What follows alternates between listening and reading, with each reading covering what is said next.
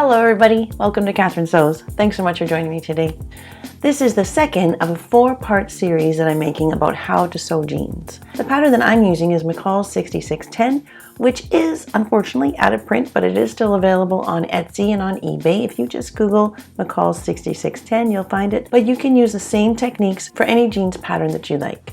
In the first video, which I'll link over here, we made the Western style pocket with the little coin pocket insert, and that was pretty easy, pretty straightforward. The second is today, and that's making the fly front for the jeans. If you've always been intimidated by doing a fly front or making jeans, don't be. Let me take you through it and show you how easy it really can be. And this technique that I'm going to show you today can be used for any fly front, not just jeans. It works really well, it's professional, it looks great. The third in the series is going to be about the back pocket and the yoke. And then fourth is the waistband, belt loops, and some rivets.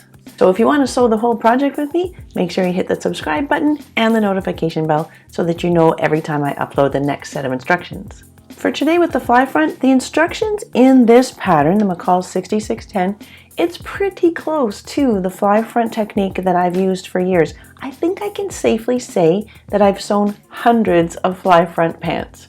But I generally don't like the way most commercial or store-bought patterns show you how to sew a fly front. If your pattern piece has the fly cut on to the front, nah, that's not a great way. That method is fine for beginners and it does work out fine. It's just that it's not nice on the inside. For my students who are beginners, that is the way that we use. But once you've done it once or twice in that method, then it's time to move on. And you're ready, you can do this. It's not that hard, I'm going to take you through it. So the only thing you'll need beyond what we already talked about in the first video is, of course, a zipper. So you'll want your zipper to be at least 6 inches. If you're using a zipper with metal teeth, then you want it to be the right size. Otherwise, you have to get into a little bit of a headache of removing teeth and it's no fun. So with a metal zipper, you want your zipper to be, let's say 6 inches, 15 centimeters. If you're using the nylon coil zipper like this, it can be extra long and we'll trim it off later. Okay, we'll just take it step by step and I'll take you right through it, so don't worry, it's gonna be fine. You'll like it. But if the pattern that you're using does have the fly cut on, then let me show you what you can do instead if you want to follow the technique that I'm going to show you today. Oh, and watch till the end where I'm going to show you a great tip on what to do if your denim does just become too thick to sew.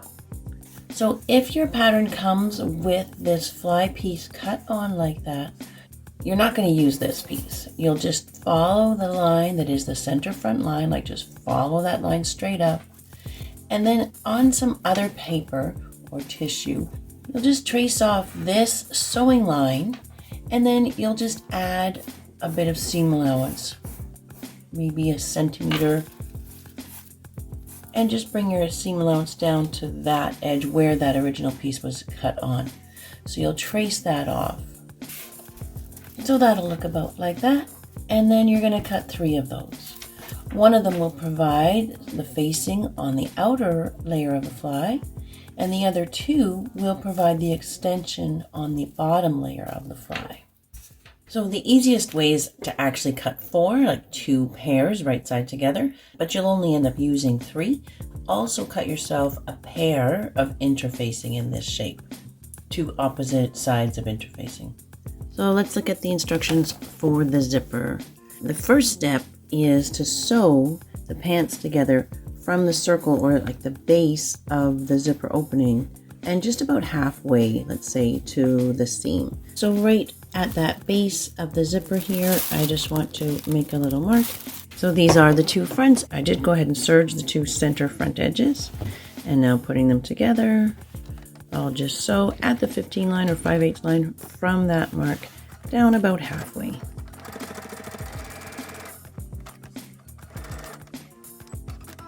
So just that little bit like that. Now the next step, it says to do a whip stitch. So that means by hand sewing the end of the zipper. I'm definitely not going to do that. First of all, on a nylon coil zipper, I would only ever do that by machine back and forth a couple of times with a back tack. And you don't really need to do this yet. You can wait and do this later once you know exactly how long you want the zipper to be. So I'm going to skip that. And I'm definitely skipping this. What they're doing here is pressing under 3/8 of an inch or a centimeter on that right front and then slipping the zipper underneath it and edge stitching. I don't want to do that.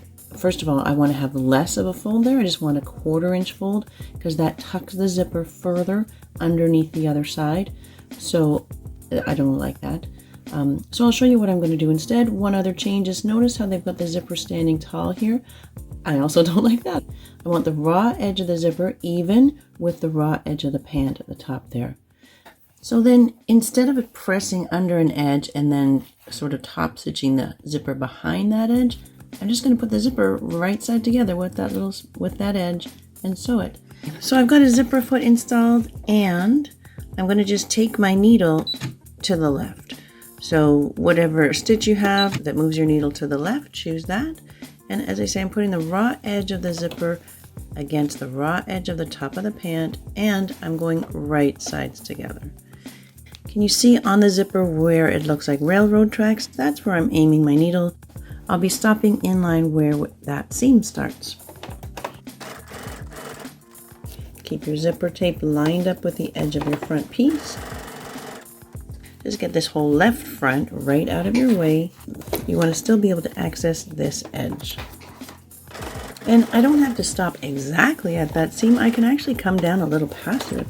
Good. So now you can see that that just turns out easily, like you didn't have to do what the instructions were saying.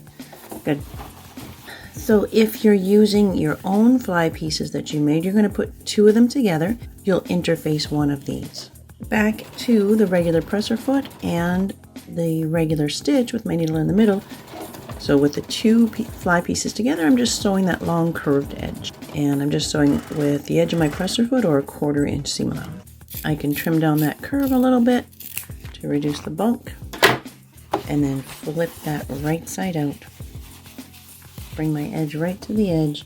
I could run that to the iron, then I could edge stitch that piece to keep it nice and flat. But the one that comes with McCall 6610 is just 1 piece, and you'll see how this ends up being almost the same thing. You'll put this right side together, and yes, you could interface one side, but I'm going to be a bit of a cheater right now and not interface. So I'm just sewing that bottom edge together. Flip that right side out, and then I'll just be edge stitching on the fold here. It's 2 different ways of achieving that fly extension piece, but it ends up being pretty much the same thing. So finish your edges here, whichever way you choose. I'll be serging, but you can zigzag. With that zipper sewn on, now I'll just take my prepared fly extension piece and put that on top of the zipper. I could have done that all in one step. Have the zipper face down and then put the fly extension on top and sew that all in one. But I think sometimes it is easier to take things one step at a time. Only once you're comfortable doing this kind of fly, then you can think about if you want to try that all in one. Okay, so with all those layers together now, and back to my zipper foot and to my stitch with the needle on the left. Now I'll be sewing right there to try to make a line of stitching right beside my serger. The left front moves out of the way, and I still want to be able to access this right hand seam down here.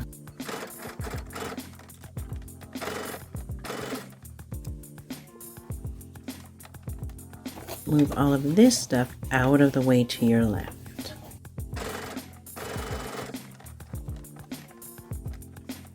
And so right down to the bottom of that fly extension piece. Good, so then the fly opens out like that. Make sure you can run your nail down the side of the zipper. You know you've got room for that zipper to open. You haven't sewn on top of the teeth. And now I want to keep this laying flat by edge stitching through all the layers right along there. That means back to my regular presser foot and back to the centered needle.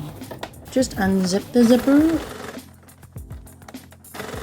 So with my needle down, I can lift up the presser foot and then slide that zipper all the way up. Have the little pull tab facing up. If it's facing down, sometimes that locks the zipper in place. Just move that slider out of the way and then continue. And again, move the top layer out of your way and continue that stitch right to the bottom of the extension piece. Good. So one side of the zipper's done. It looks good. Now we go on to that single piece for the fly facing. It shows here sewing it at the 15 line or 5/8 line for the whole way, but I want to get a little more coverage. I want that to cover that zipper underneath. So I'm only going to be sewing it at the edge of my presser foot. I'll show you what I mean. So now on the left front, my facing piece, it's interfaced and it's serged just on that long curved edge. I don't serge the straight edge because it's going to be enclosed. And so I'm going to put that right sides together with the left piece. And now it's the other side that's going to move out of the way. And this one is going to come down into that seam allowance that's just past my seam opening. Because I want to sew with the edge on my right, I'll have the fly extension piece underneath, putting my left front on top of it. And I'm just going to be sewing that again at the edge of my presser foot, not at the 15 line or 5/8 line like they show on the instructions. Bring your edges together. So can you see I'm coming past here, I'm sewing right into the seam allowance down here, down to the bottom of a facing piece. And now I'm going to understitch that so that I can have my facing piece coming out over the seam allowance and keeps it nice and flat. I'll start at the bottom here and understitch that, keeping that seam flat, making sure my seam allowance is staying out to my right. Open that right out. Good. Nice and flat. And now here we go. I'm going to be folding from the seam to this seam. So there's a little bit of an angle here. This gives you just a little more coverage of the zipper at the top of the fly. With it folded like that, now I'm going to edge stitch right along that edge. And again, this side is out of my way.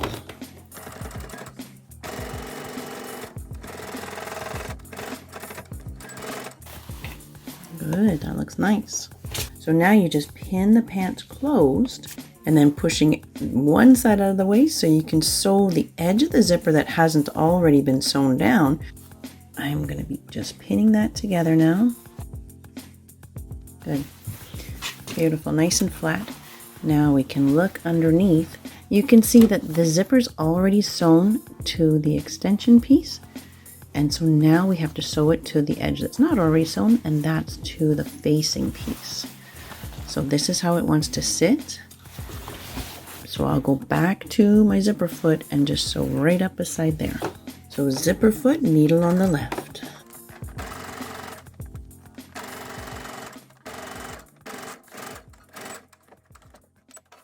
Awesome. Okay. So now this top stitch, this is definitely the trickiest part of a fly, but I'm going to try and give you a couple of tips that make it a little bit easier. Once you've done a bunch of them though, you will be able to eyeball and just come straight down and then curve in with pretty good accuracy. Let me just show you a couple of tricks to make it easier. So on a scrap fabric, you're just going to try out a few different marking tools. So there's wax, there's a friction pen, a friction marker, and then a chalk liner. The chalk liner is my least favorite because it does brush off eventually. It's hard to make that really go away. The other three, the friction marker, the friction pen, and the wax, they all iron off. But on some fabrics, they will leave a stain. I do see a hint of a line from both of the friction markers, but I don't see anything from the wax. So I'm going to go ahead and use my tailor's wax. These are available from Amazon. They're just so handy. You have to have tailor's wax. So I do like to keep it pinned closed for this step. And then my see-through ruler. I like to have anywhere from 1¼ inch to 1¾ inch. On dressier things, I tend to go more narrow, and on casual things, I tend to go wider. So I'll do 1¾ inch here, and I'll just draw a line down parallel. Good. Now there's where my opening is, using the top end of my Variform curve ruler. So I'll be sewing on that line, but I don't want to sew my whole zipper closed, so I have to move that extension piece out of the way on the back, right? This extension has to be open. I think I'm done with my zipper foot now. So back to the regular presser foot, back to the centered seam, and sewing right on my wax line. Now down here, this extension piece is folded out of the way, and the bump of it is right here. So you can only go within maybe 5/8 or 1.5 centimeters of your seam, and you'll have to stop there and then come back in the other way. You don't want to sew on that bump, so I'm going to stop right there. Small back tack. Okay, now before I finish that little bottom edge off, I can decide if I want to make that a double line of stitching. And I think I do. So just running the edge of my presser foot along that first line of stitching, and then stopping in about the same place. That extension piece can come back over, and now I just continue those two little lines. Slowly over the thick parts.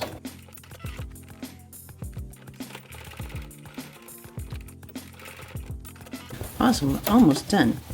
We just don't want the extension piece to be loose like that, so I'm just doing a back tack, just securing it to the facing piece, just like that. Brilliant. I can unpin, I can trim my threads, and there it is. That fly is nicely hidden away. That's beautiful. Everything's laying nice and flat. And there you go. There's the fly front. The wax just came off beautifully with the iron. The zipper's nicely tucked in, nicely covered when the pants are closed. I love it. Some jeans have a bar tack right there. A bar tack is just where you set a zigzag stitch really nice and tight, a short and narrow zigzag, just going back and forth maybe once or twice right there. On the inside now, this zipper has been sewn across twice, and so it's now safe for me to cut off the excess zipper. And you can see now why I didn't need to shorten it like it said in the instructions. The one last step for this section is to sew the remaining bit of the crotch seam and then push it to one side and top stitch. Good, and then I just finished that off with one line of top stitching nice and close to the edge, and then a second line at the edge of my presser foot. So it just finishes that off below the zipper nicely. The whole front of the jeans is finished. It's all looking beautiful, nicely top stitched. I'm really happy with how this is looking.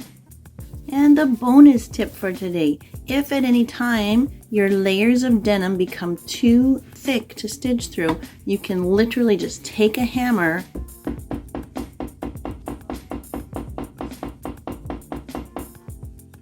by hammering it that little bit, it crushes the fibers and makes it a lot easier to sew through. You'll really notice a big difference just by hammering it a few times like that. So the whole front of the pants is sewn and it looks really great. I hope yours is going well too. So let me know in the comments below if you are sewing along and how yours is going, or if you have any questions at this point. And if you haven't already, hit the subscribe button and the notification bell so you know as soon as that third video comes out. So thanks for watching today, and until next time, you take care.